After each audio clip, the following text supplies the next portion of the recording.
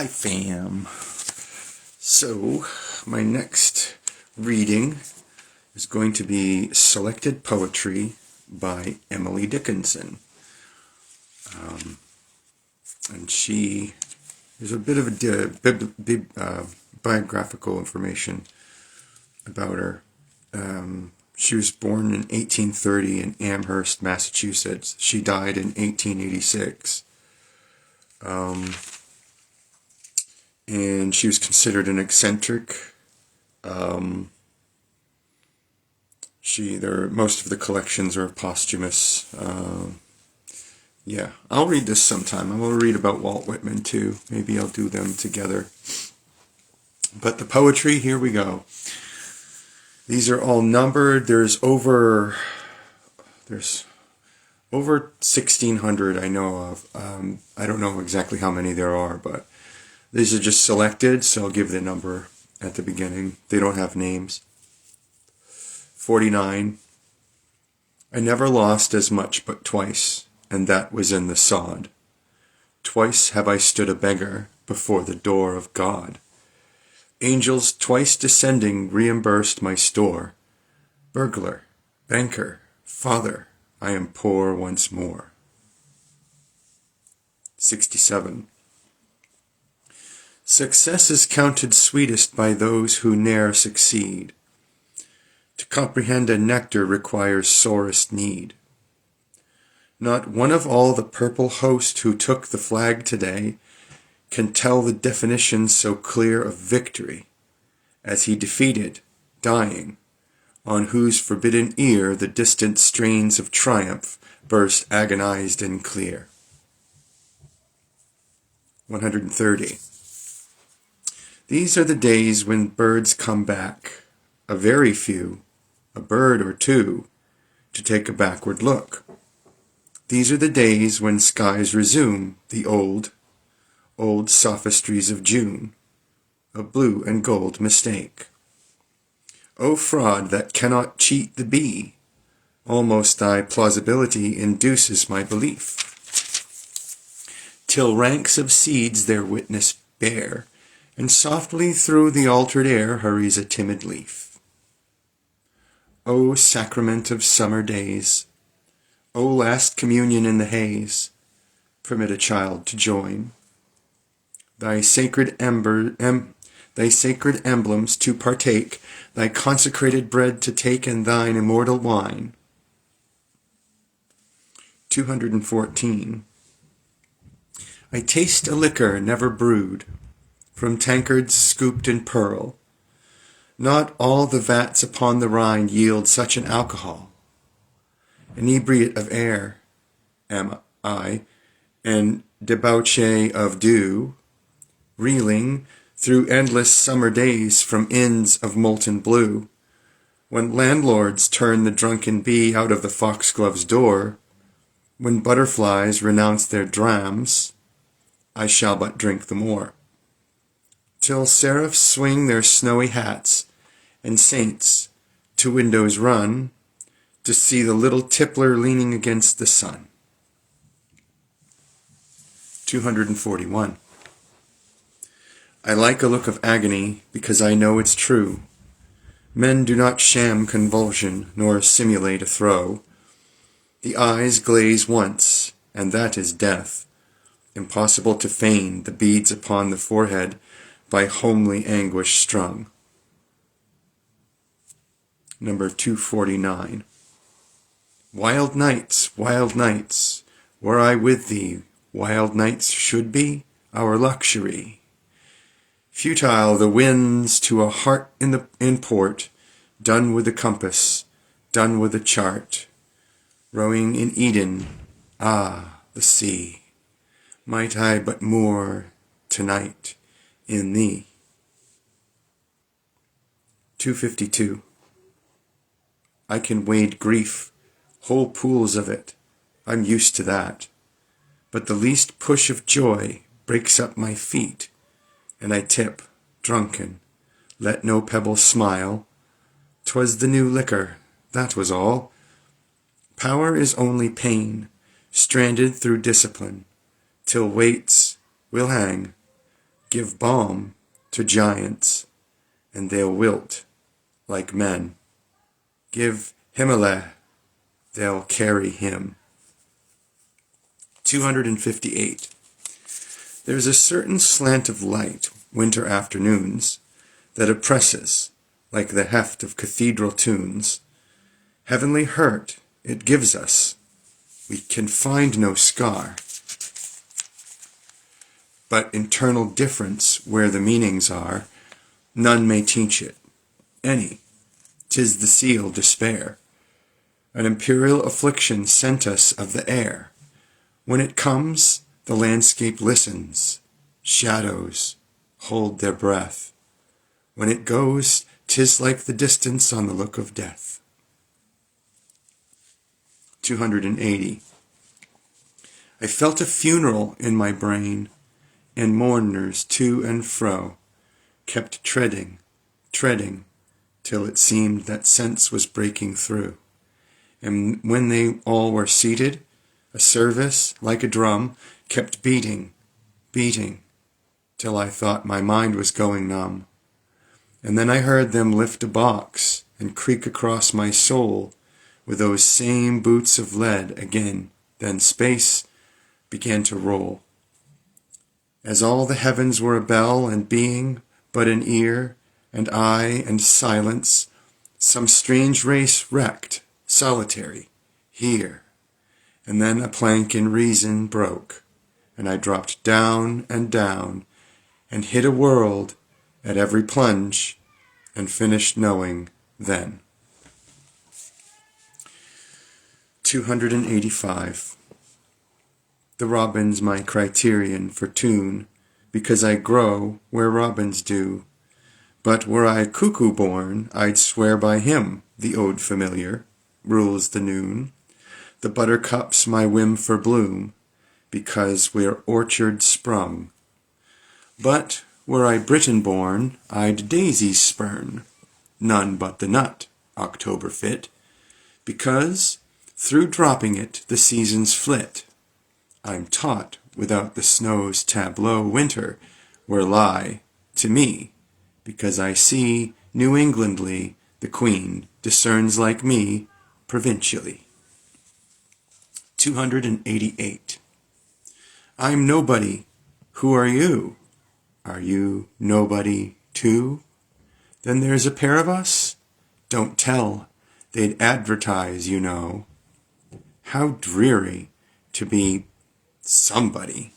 How public, like a frog, to tell one's name, the livelong June, to an admiring bog.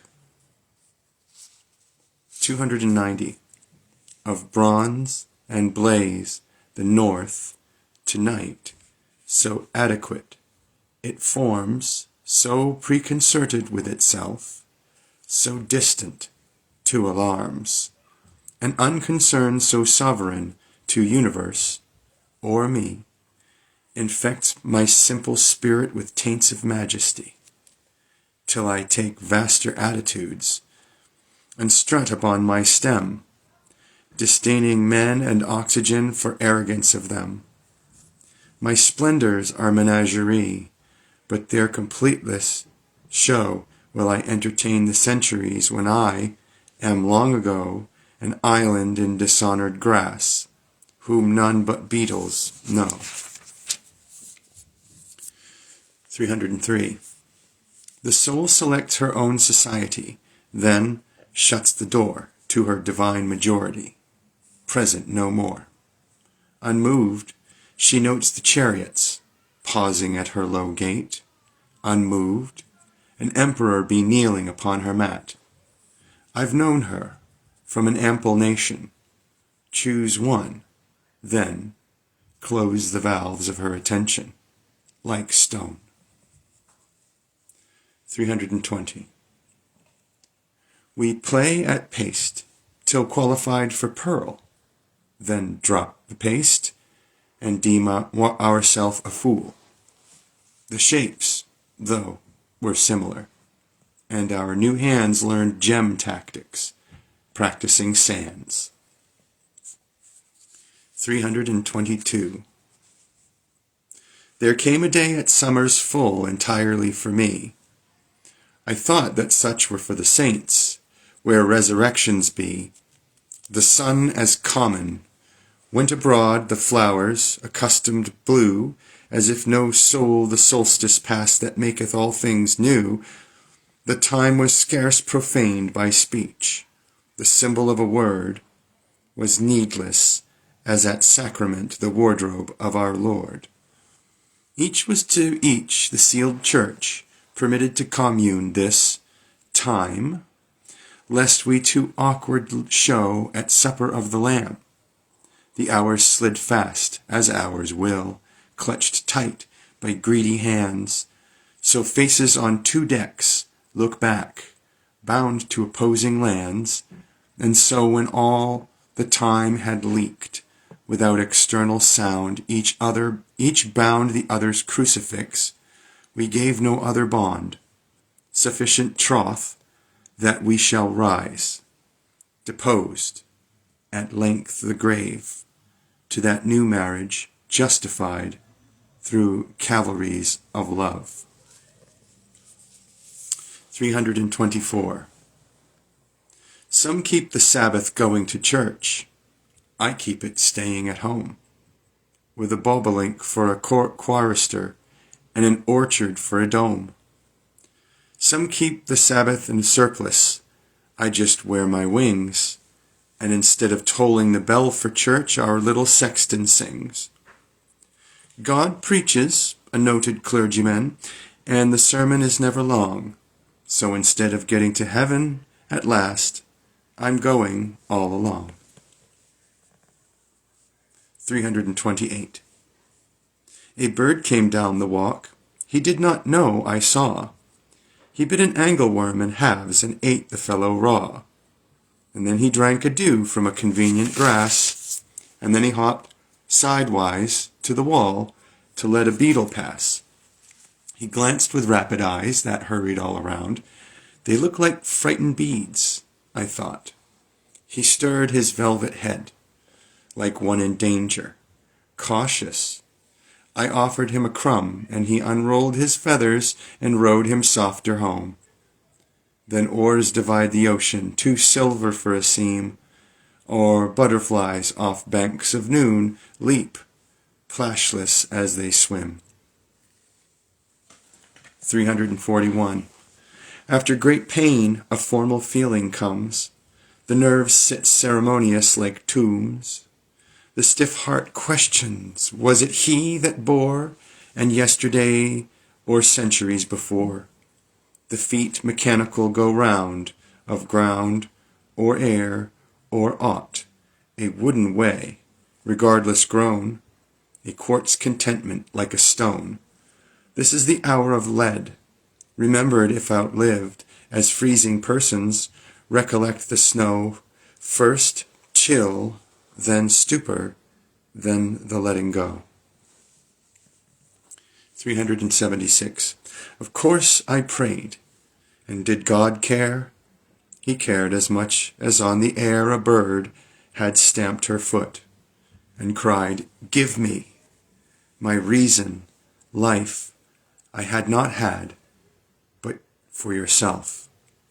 'Twere better charity to leave me in the Adam's tomb, merry and naught, and gay and numb, than this smart misery. 401. What soft cherubic creatures these gentlewomen are! One would as soon assault a plush or violate a star. Such dimity convictions, a horror so refined, of freckled human nature, of deity ashamed. It's such a common glory, a fisherman's degree. Redemption, brittle lady, be so ashamed of thee. 435. Much madness is divinest sense to a discerning eye. Much sense, the starkest madness, 'tis the majority in this, as all prevail. Assent, and you are sane. Demur, and you're straightway dangerous, and handled with a chain. Straightway. Sorry, dog. 441. This is my letter to the world that never wrote to me, the simple news that nature told with tender majesty. Her message is committed to hands I cannot see, for love of her sweet countrymen judge tenderly of me.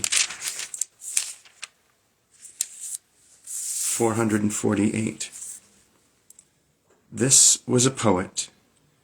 It is that distills amazing sense from ordinary meanings, and attar so immense from the familiar species that perished by the door, we wonder it was not ourselves arrested it before. Of pictures the discloser, the poet, it is he, entitles us, by contrast, to ceaseless poverty. Of portion, so unconscious, the robbing could not harm. Himself, to him, a fortune, exterior to time. 449. I died for beauty, but was scarce adjusted in the tomb when one who died for truth was lain in an adjoining room. He questioned softly why I failed.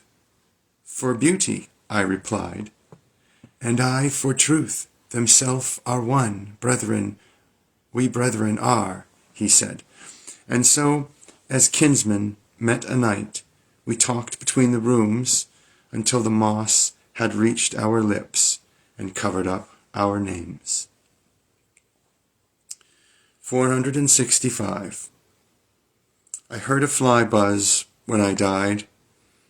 The stillness in the room was like the stillness in the air between the heaves of storm.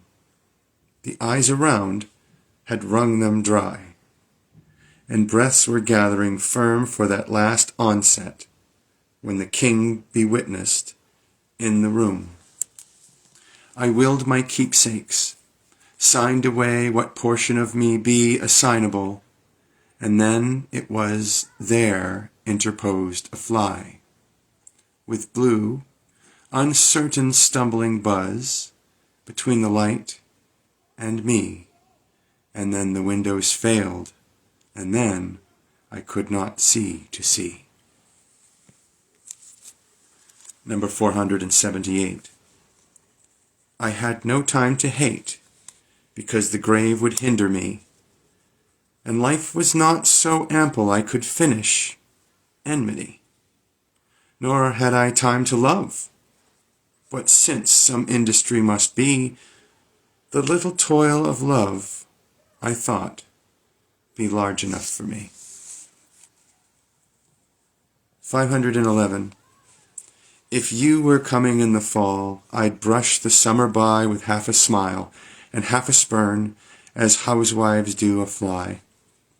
If I could see you in a year, I'd wind the months in balls and put them each in separate drawers, for fear the numbers fuse. If only centuries delayed, I'd count them on my hand, subtracting till my fingers dropped into Van Diemen's land. If certain, when this life was out, that yours and mine should be, I'd toss it yonder like a rind, and take eternity. But now, uncertain of the length of this that is between, it goads me, like the goblin bee, that will not state its sting. 526. To hear an oriole sing may be a common thing, or only a divine. It is not of the bird who sings the name, unheard, as unto crowd. The fashion of the ear attireth that it hear in dun, or fair, so whether it be rune, or whether it be none, is of within. The tune is in the tree. The skeptic showeth me, no, sir, in thee. 528. Mine, by the right of the white election, mine by the royal seal, mine by the sign in the scarlet prison, bars cannot conceal.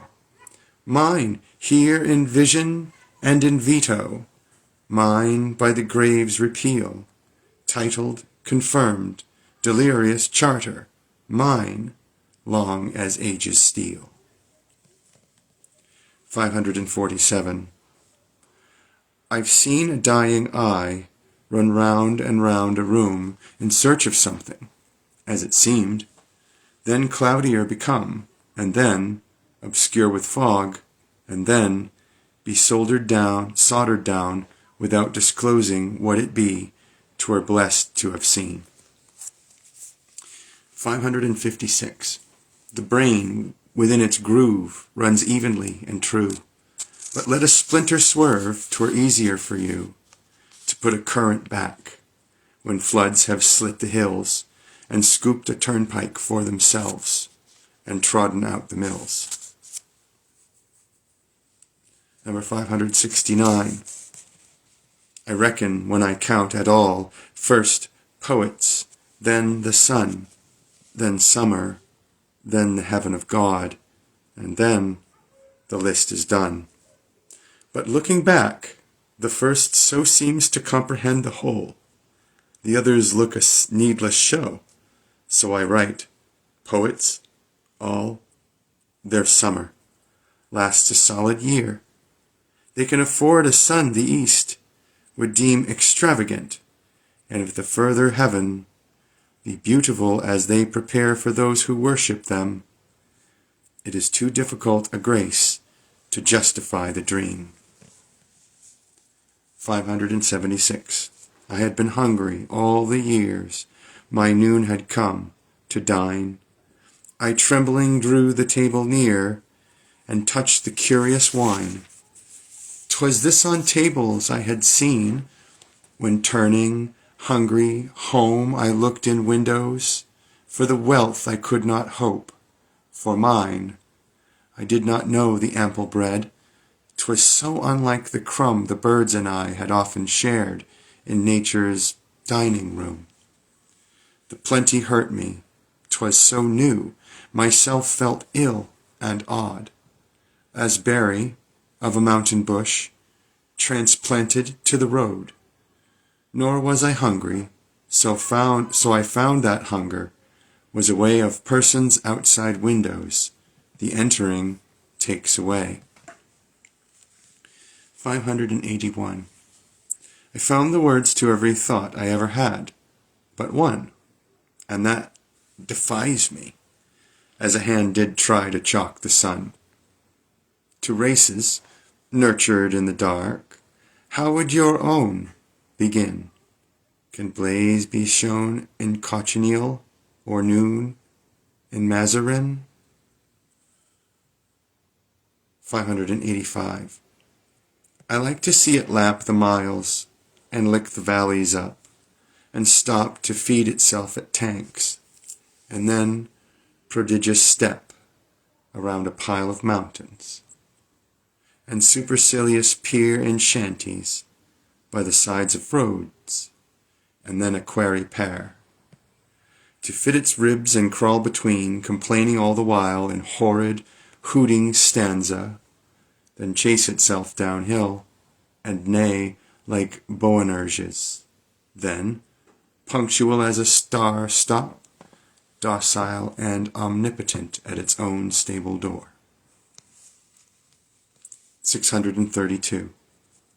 The brain is wider than the sky, for, put them side by side, the one the other will contain with ease, and you beside. The brain is deeper than the sea, for, hold them, blue to blue, the one the other will absorb, as sponges buckets do. The brain is just the weight of God, for, heft them, pound for pound, and they will differ, if they do, as syllable from sound. 636. The way I read a letter's, this 'tis first, I lock the door, and push it with my fingers next, for transport it be sure. And then I go the furthest off to counteract a knock, then draw my little letter forth and slowly pick the lock. Then, glancing narrow at the wall, and narrow at the floor for firm conviction of a mouse not exercised before, peruse how infinite I am to no one that you know, and sigh for lack of heaven, but not that heaven God bestow.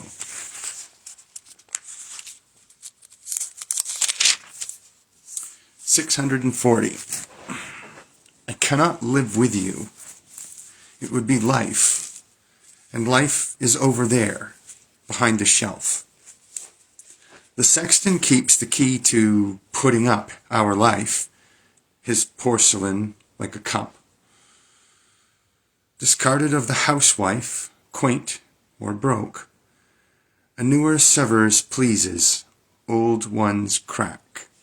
I could not die with you, for one must wait to shut the other's gaze down. You could not, and could I stand by and see you freeze without my right of frost, death's privilege? Nor could I rise with you, because your face would put out Jesus's, that new grace, glow plain and foreign on my homesick eye, except that you than he shone closer by. They'd judge us. How?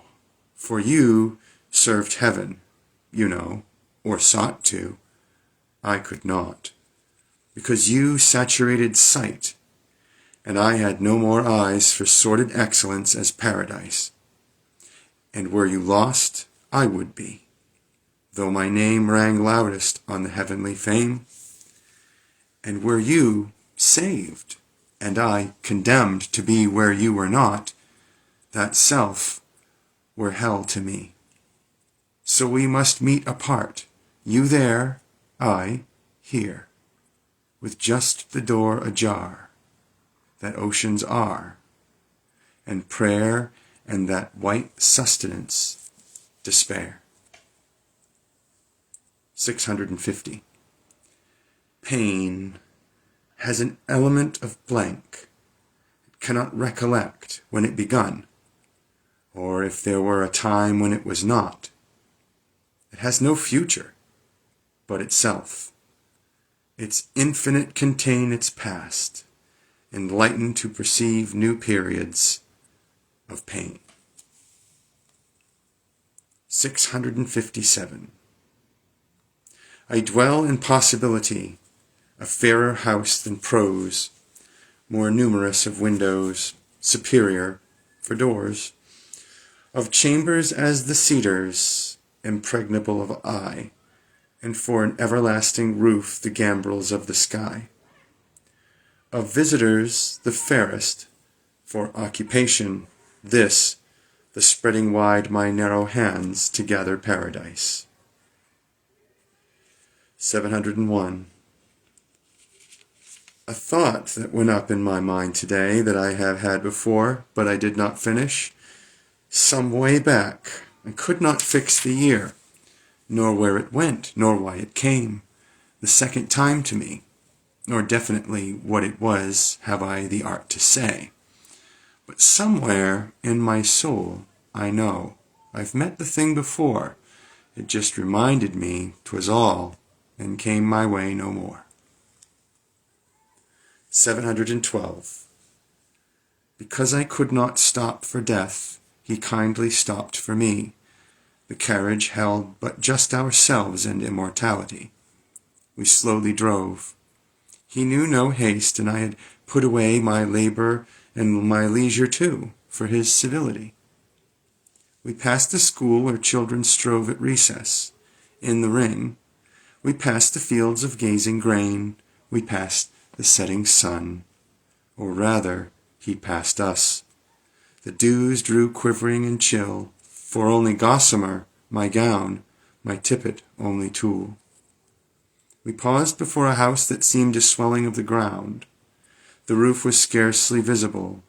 The cornice, in the ground, Since then, 'tis centuries, and yet feels shorter than the day I first surmised the horses' heads were toward eternity.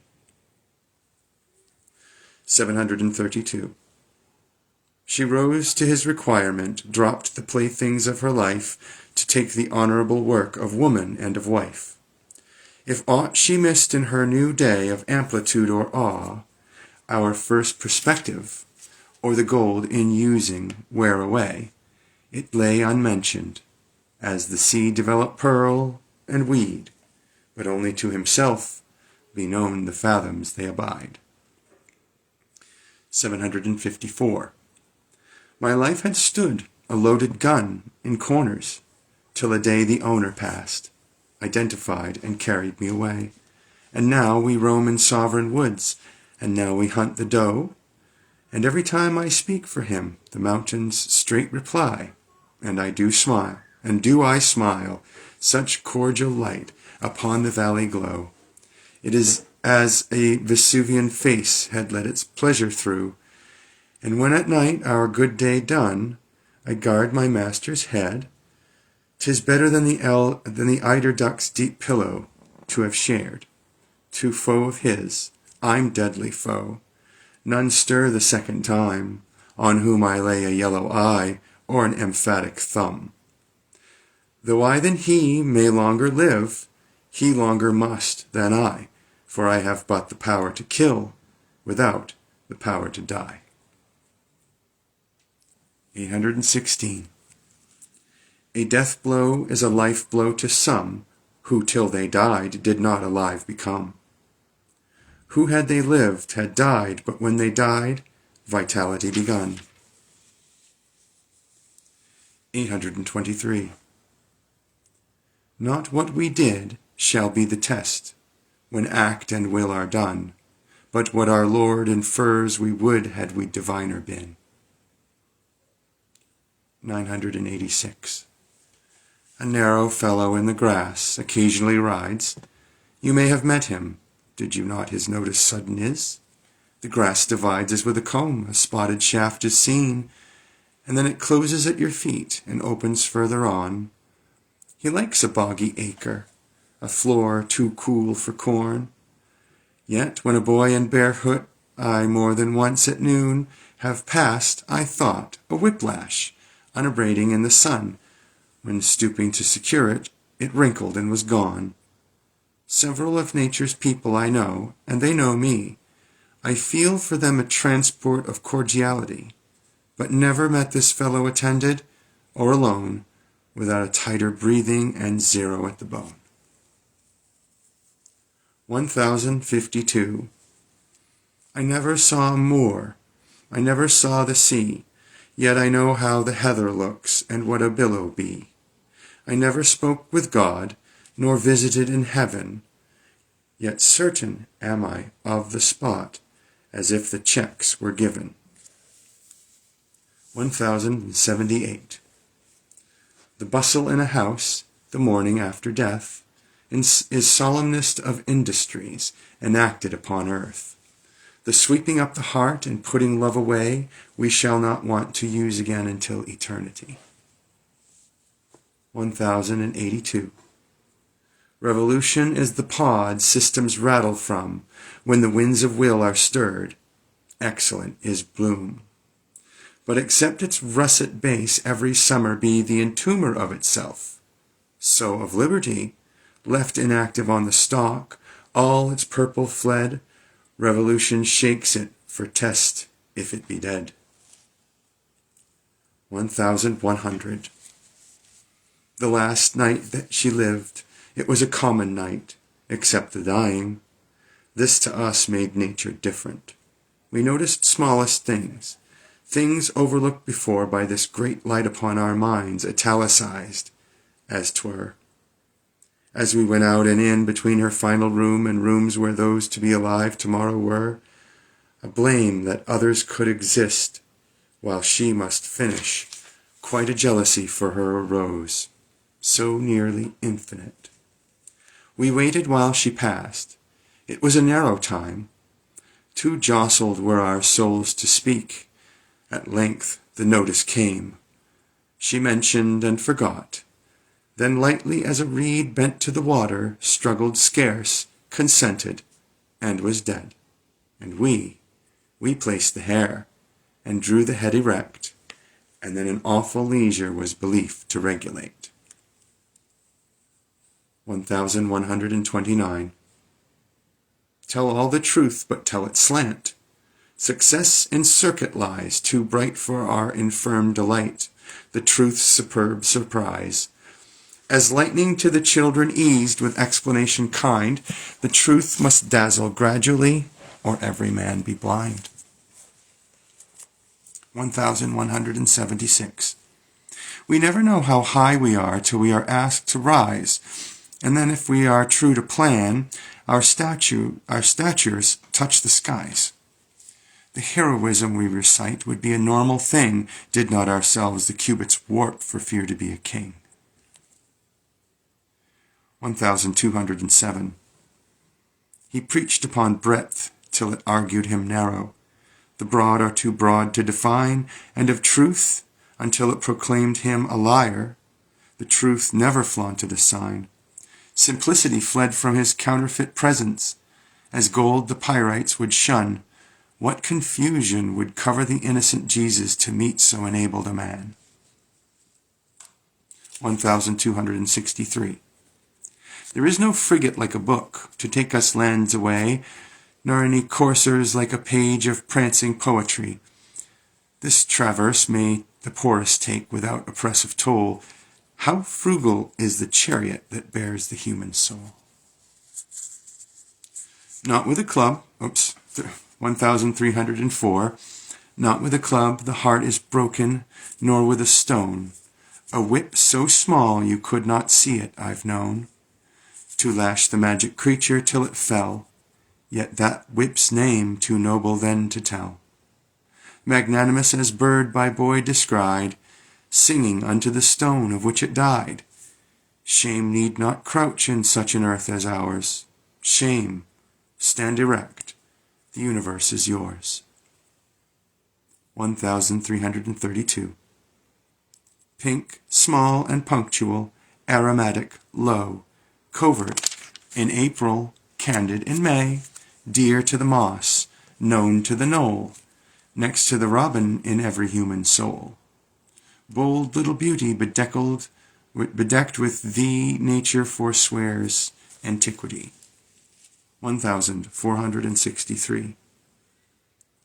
He wrote of an evanescence with a revolving wheel, a resonance of emerald, a rush of cochineal, and every blossom on the bush adjusts its tumbled head, the mail from Tunis probably, an easy morning's ride. 1465. Before you thought of spring except as a surmise, you see, God bless his suddenness, a fellow in the skies of independent hues, a little weather-worn, inspiriting habiliments of indigo and brown, with specimens of song, as if for you to choose. Discretion in the interval with gay delays, he goes to some superior tree without a single leaf, and shouts for joy to nobody but his seraphic self. 1510. How happy is the little stone that rambles in the road alone, and doesn't care about careers and exigencies and never fears, whose coat of elemental brown a passing universe put on, and independent as the sun associates or glows alone, fulfilling absolute decree and casual simplicity. 1540. As imperceptibly as grief, the summer lapsed away, too imperceptible at last to seem like perfidy, a quietness distilled, as twilight long begun, or nature spending with herself sequestered afternoon. The dusk drew earlier in, the morning foreign shone, a courteous yet harrowing grace as guest that would be gone, and thus without a wing or service of a keel our summer made her light escape into the beautiful. 1587. He ate and drank the precious words, his spirit grew robust. He knew no more that he was poor, nor that his frame was dust. He danced along the dingy days, and this bequest of wings was but a book, what liberty a loosened spirit brings. 1624. Apparently with no surprise to any happy flower. The frost beheads it at its play, its accidental power. The blond assassin passes on. The sun proceeds unmoved to measure off another day for an approving God. 1670. In winter my room I came upon a worm, pink, lank, and warm. But as he was a worm, and worms presume not quite with him at home, secured him by a string to something neighboring, and went along. A trifle afterward a thing occurred, I'd not believe it if I had heard, but state with creeping blood. A snake with mottles rare surveyed my chamber floor, in features as the worm before, but ringed with power. The very string with which I tied him, too, when he was mean and new, that string was there. I shrank. How fair you are! Propitiation's claw. Afraid, he hissed, of me? No cordiality? He fathomed me, then to a rhythm slim secreted in his form as patterns swim, projected him. That time I flew both eyes his way, lest he pursue, nor ever cease to run, till in a distant town, towns on from mine, I set me down. This was a dream. 1732. My life closed twice before its close. It yet remains to see if immortality unveil a third event to me. So huge, so hopeless to conceive, as these that twice befell. Parting is all we know of heaven, and all we need of hell. 1760. Elysium is as far as to the very nearest room, if in that room a friend await, felicity or doom. What fortitude the soul contains, that it can so endure the accent of a coming foot, the opening of a door. Those are the poems. Now I have some letters to read. This one was written in about 1858. So, I'm going to do this. 58. She was 28 years old when she wrote this one. To recipient unknown. Dear Master, I am ill, but grieving more than that you are ill. I make my stronger hand work long to tell you. I thought perhaps you were in heaven, and when you spoke again, it seemed quite sweet and wonderful, and surprised me so. I wish that you were well. I would that all I love should be weak no more. The violets are by my side, the robin very near, and spring, they say, who is she, going by the door?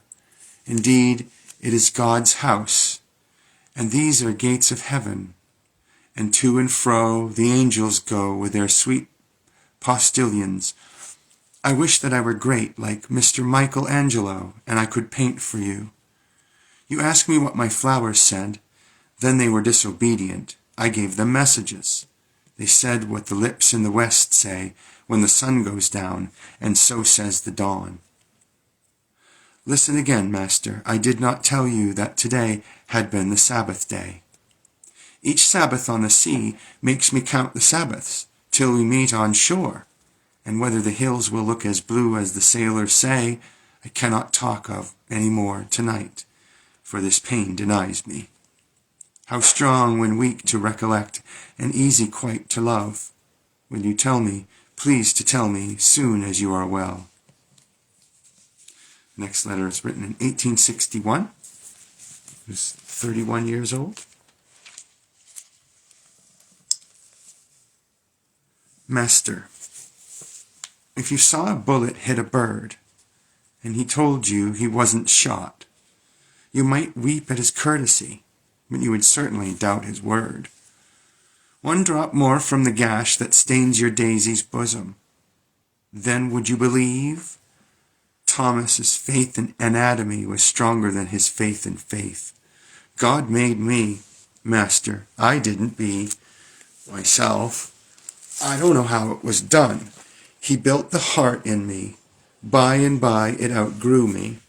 And like the little mother with the big child, I got tired holding him. I heard of a thing called redemption, which rested men and women. You remember I asked you for it. You gave me something else. I forgot the redemption and was tired. No more. I am older tonight, Master, but the love is the same. So are the moon and the crescent. If it had been God's will that I might breathe where you breathed, and find the place, myself, at night, if I never forget that I am not with you, and that sorrow and frost are nearer than I, if I wish, with a might I cannot repress, that mine were the Queen's place, the love of the Plantagenet is my only apology. To come nearer than presbyteries, and nearer than the new coat that the tailor made, the prank of the heart at play on the heart, in holy holiday, is forbidden me. You make me say it over. I fear you laugh when I do not see. Chillon is not funny. Have you the heart in your breast, sir? Is it set like mine, a little to the left? Has it the misgiving, if it wake in the night, perchance, itself to it? A timbrel, is it? Itself to it, a tune. These things are holy, sir. I touch them hallowed, but persons who pray dare remark, Father. You say I do not tell you all. Daisy confessed and denied not. Vesuvius don't talk. Etna don't. One of them said a syllable 1,000 years ago, and Pompey heard it and hid forever. She couldn't look the world in the face afterward, I suppose. Bashful. Pompey. Tell you of the want. You know what a leech is, don't you? And Daisy's arm is small, and you have felt the horizon, haven't you? And did the sea. Never come so close as to make you dance? I don't know what you can do for it. Thank you, Master. But if I had the beard on my cheek like you, and you had Daisy's petals, and you cared so for me, what would become of you? Could you forget me in fight, or flight, or the foreign land? Couldn't Carlo and you and I walk in the meadows of an hour, and nobody care but the bobolink and his a silver scruple?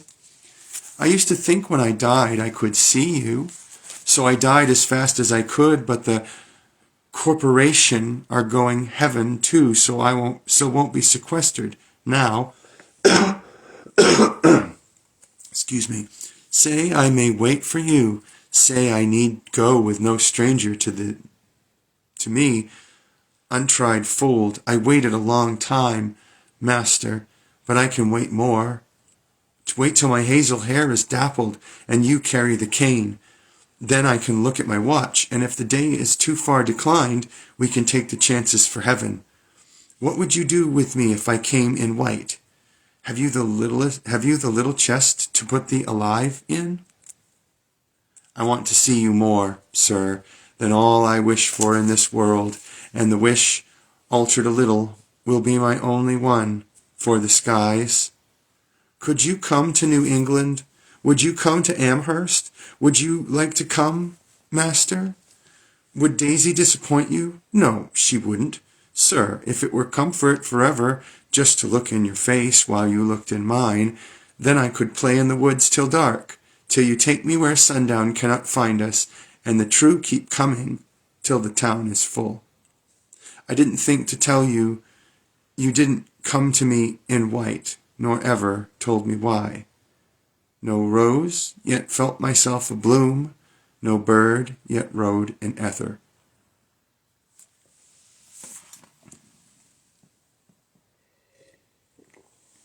This next letter was written in 1862, so she's 32 here, to recipient unknown. Oh, did I offend it? Daisy, Daisy, offend it, who bends her smaller life to his meeker every day, who only asks a task something to do for love of it, some little way she cannot guess to make that master glad. A love so big it scares her, rushing among her small heart, pushing aside the blood and leaving her faint and white in the gust's arm. Daisy, who never flinched through that awful parting, but held her life so tight he should not see the wound, who would have sheltered him in her childish bosom, only it wasn't big enough for a guest so large. This Daisy, grieve her lord, and yet it often blundered. Perhaps she grieved his taste. Perhaps her odd, backwoodsman ways teased his finer nature. Daisy knows all that, but must she go unpardoned? Teach her precept or grace, teach her majesty. Slow at patrician things, even the wren upon her nest learns more than Daisy dares. Low at the knee that bore her once unto wordless rest, Daisy kneels, a culprit. Tell her her fault, master. If it is small enough to cancel with her life, she is satisfied.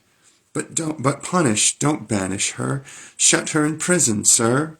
Only pledge that you will forgive sometime before the grave, and Daisy will not mind. She will awake in your likeness.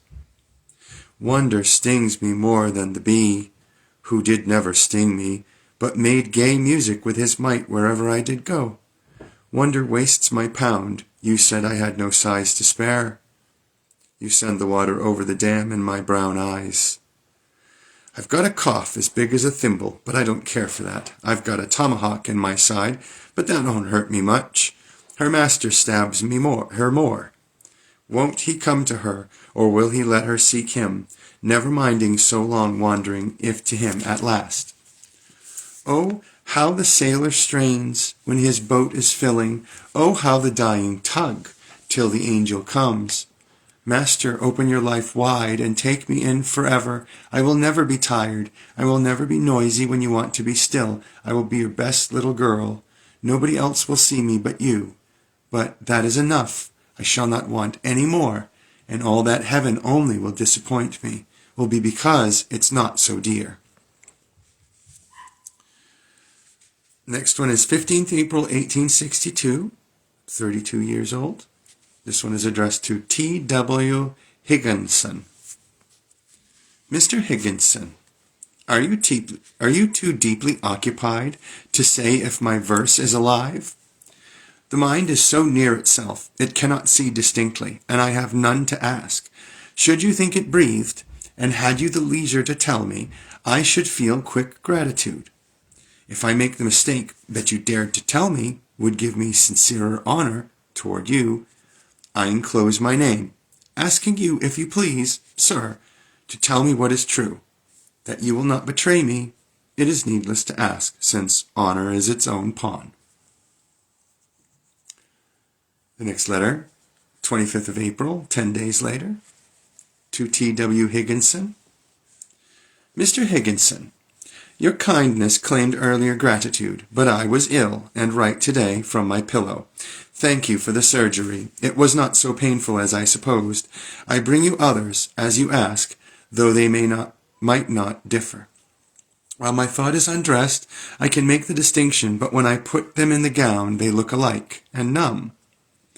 You asked how old I was. I made no verse, but one or two until this winter, sir. I had a terror. Since September I could tell to none, and so I sing as the boy does by the burying ground, because I am afraid. You inquire my books for poets. I have Keats and Mr. and Mrs. Browning. For prose, Mr. Ruskin, Sir Thomas Browne, and the Revelations. I went to school, but in your manner of the phrase had no education. When a little girl I had a friend who taught me immortality, but venturing too near himself, he never returned. Soon after my tutor died, and for several years my lexicon was my only companion. Then I found one more, but he was not contented I be his scholar, so he left the land. You ask of my companions hills, sir, and the sundown, and a dog, large as myself, that my father bought me. They are better than beings, because they know, but do not tell, and the noise in the pool at noon excels my piano. I have a brother and a sister, My mother does not care for thought, and father too busy with his briefs to notice what we do. He buys me many books, but begs me not to read them, because he fears they joggle the mind. They are religious, except me, and address an eclipse every morning, whom they call their father. But I fear my story fatigues you. I would like to learn. Could you tell me how to grow, or is it unconveyed, like melody, or witchcraft? You speak of Mr. Whitman. I never read his book, but I was told that he was disgraceful. I read Miss Prescott's Circumstance, but it followed me in the dark, so I avoided her. 2 editors of journals came to my father's house this winter and asked me for my mind, and when I asked them why, they said I was penurious and they would use it for the world. I could not weigh myself. My size felt small to me. I read your chapters in the Atlantic and experienced honor for you. I was sure you would not reject a confiding question. Is this, sir, what you asked me to tell you? Your friend, E. Dickinson. This next one is written 7th of June, 1862. It's about a month and a half later. Also addressed to T. W. Higginson. Dear friend, your letter gave no drunkenness because I tasted rum before. Domingo comes but once. Yet I have had few pleasures so deep as your opinion, and if I tried to thank you, my tears would block my tongue. My dying tutor told me that he would like to live until I had been a poet, but death was much a mob as I could master then, and when far afterward a sudden light on orchids, or orchards, or a new fashion in the wind troubled my attention, I felt a palsy here. The verses just relieve. Your second letter surprised me and for a moment swung. I had not supposed it. Your first gave no dishonor, because the true are not ashamed. I thanked you for your justice, but could not drop the bells whose jingling cooled my tramp. Perhaps the balm seemed better, because you bled me first. I smile when you suggest that I delay to publish, that being foreign to my thought as firmament to fin. If fame belonged to me, I could not escape her. If she did not, the longest day would pass me on the chase, and the approbation of my dog would forsake me. Then my barefoot rank is better. You think my gait spasmodic. I am in danger, sir. You think me uncontrolled. I have no tribunal. Would you have time to be the friend you think I need? I have a little shape. It would not crowd your desk, nor make much racket as the mouse that dents your galleries. If I might bring you what I do, not so frequent to trouble you, and ask you if I told it clear, 'twould be control to me. The sailor cannot see the north, but knows the needle can. The hand you stretch me in the dark, I put mine in and turn away. I have no Saxon now. And if I asked a common alms, and in my working hand a stranger pressed a kingdom, and I bewildered stand, as if I asked the Orient, had it for me a morn, and it should lift its purple dikes and shatter me with dawn. But will you be my preceptor, Mr. Higginson? Your friend, E. Dickinson. The following month, July 1862, to T. W. Higginson. Could you believe me without? I had no portrait now, but I'm small like the wren, and my hair is bold like the chestnut burr, and my eyes like the sherry in the glass that the guest leaves. Would this do just as well? It often alarms father. He says death might occur, and he has molds of all the rest, but he has no mold of me. But I noticed the quick wore off those things. In a few days, and forestall the dishonor, you will think no caprice of me. You said dark. I know the butterfly, and the lizard, and the orchis. Are not those your countrymen? I am happy to be your scholar, and will deserve the kindness I cannot repay. If you truly consent, I recite now. Will you tell me my fault, frankly as to yourself, for I had rather wince than die. Men do not call the surgeon to commend the bone, but to set it, sir, and fracture within is more critical. And for this preceptor, I shall bring you obedience, the blossom from my garden, and every gratitude I know. Perhaps you smile at me. I could not stop that. My business is circumference, and ignorance not of customs. But if caught with the dawn on the sunset, or the sunset see me, myself the only kangaroo among the beauty, sir, if you please, it afflicts me, and I thought that instruction would take it away. Because you have much business beside the growth of me, you will appoint yourself how often I shall come, without your inconvenience. And if at any time you regret you received me, or I prove a different fabric to you than you supposed, you must banish me. When I state myself as the representative of the verse, it does not mean me, but a supposed person. You are true about the perfection. Today makes yesterday mean. You spoke of Pippa passes. I never heard anyone speak of Pippa passes before. You see my posture is benighted. To thank you baffles me. Are you perfectly powerful? Had I a pleasure you had not, I could delight to bring it. Your scholar. Well, this is the final letter, August 1862, 1 month later, to T.W. Higginson. Dear friend, are these more orderly? I thank you for the truth. I had no monarch in my life, and cannot rule myself, and when I try to organize, my little force explodes and leaves me bare and charred. I think you called me wayward. Will you help me improve? I suppose the pride that stops the breath in the core of woods is not of ourself. You say I confess the little mistake, and omit the large, because I can see orthography. But the ignorance out of sight is my preceptor's charge. Of shunning men and women, they talk of hallowed things aloud, and embarrass my dog. He and I don't object to them if they'll exist their side. I think Carlo would please you. He is dumb and brave. I think he would like the chestnut tree I met in my walk. It hit my notice suddenly, and I thought the skies were in blossom. Then there's a noiseless noise in the orchard that I let persons hear. You told me in one letter you could not come to see me now, and I made no answer, not because I had none, but I did not think myself the price that you should come so far. I do not ask so large a pleasure, lest you might deny me. You say, beyond your knowledge. You would not jest with me because I believe you, but, preceptor, you cannot mean it. All men say, what, to me? But I thought it a fashion. When much in the woods, as a little girl, I was told that the snake would bite me, that I might pick a poisonous flower, or goblins kidnap me, but I went along and met no one but angels, who were far shyer of me than I could be of them, so I haven't that confidence in fraud which many exercise. I shall observe your precept, though I don't understand it always. I marked a line in one verse, because I met it after I made it, and never consciously touch a paint mixed by another person. I do not let it go because it is mine. Have you the portrait of Mrs. Browning?